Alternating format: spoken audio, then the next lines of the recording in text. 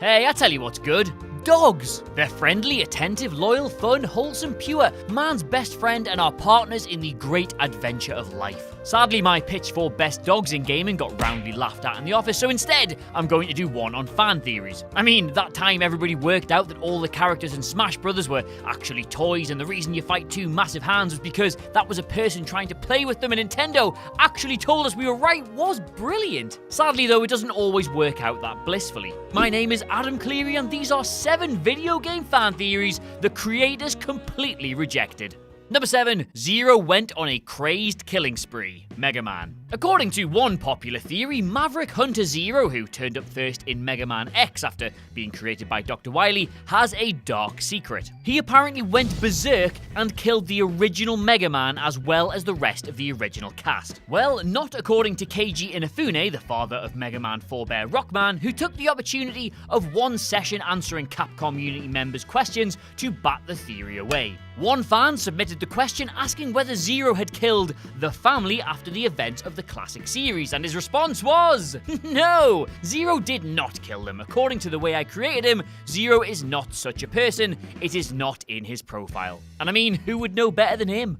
Number 6. All of the main characters had their legs removed. Star Fox. Ever wondered why it appears like the entire cast of Star Fox have metal legs? There's an answer to that thanks the game's fans. Apparently the team all had their legs removed to stop them having blood flow problems that would cause them to pass out in flight. That would be why Slippy Toad doesn't have the usual amphibian legs and telltale webbed feet, and why Falco Lombardi doesn't have claws. Grim, but admittedly functional. Game creator Shigeru Miyamoto revealed in conversation with the game theorists that this is nothing more than fanciful thought. Less glamorously, and admittedly less grotesquely too, the legs were a stylistic choice to make the animals look more human. In other words, yes, they still have all their normal animal legs, they just wear boots to cover it up.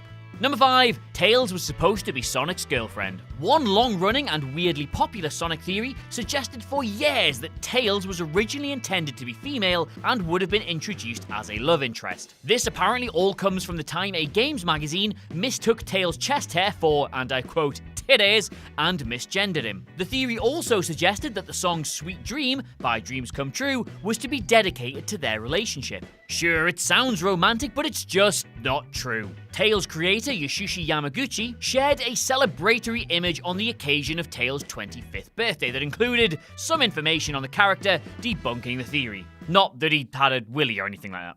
Number 4. Albert Wesker lives. Resident Evil.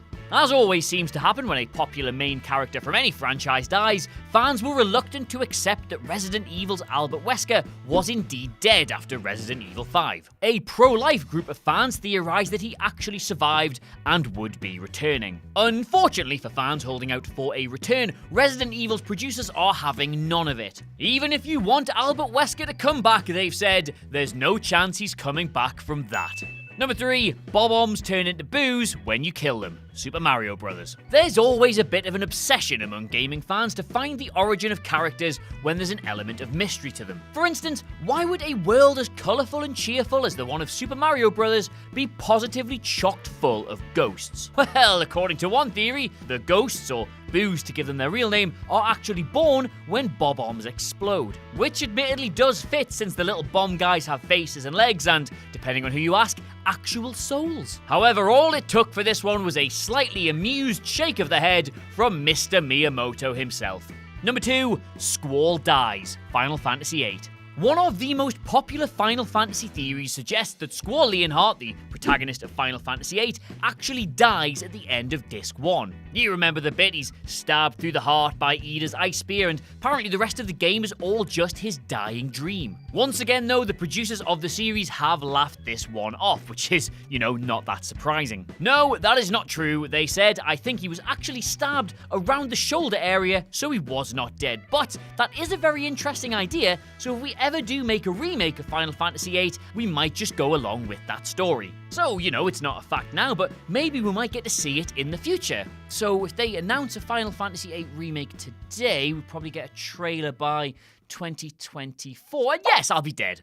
Number 1, Ditto is a failed Mew clone. Pokemon. Ah, yes, this is my absolute favourite one. There are a lot of details in Pokemon that are shared between Ditto and Mew. First of all, they share the exact same weight of 8.8 pounds, but more importantly, Ditto only spawns in Pokemon Yellow in 2 locations linked to Mewtwo. Pokemon Mansion, where Mewtwo was cloned from Mew, and Cerulean Cave, where Mewtwo actually lives. This, coupled with all the little notes hidden around about the experimentation being done between Mew and Mewtwo, has led many fans to believe that Ditto is in fact a failed clone of Mew. That's the reason why Ditto looks like it does, and also the reason why it contains the genetic information of all the other Pokemon. It's a nice idea, and one that I personally subscribe to, but apparently it's not true. Throughout the years, the Pokemon team have been given this question, and every single time they respond with a spectacular no-sell. Oh, that's the first time I've ever heard this rumor actually, said Junichi Masuda, lying. In terms of how Pokemon are designed, they are each their own unique living being. The unique thing about Ditto is that it's a Pokemon that can change forms, but of course,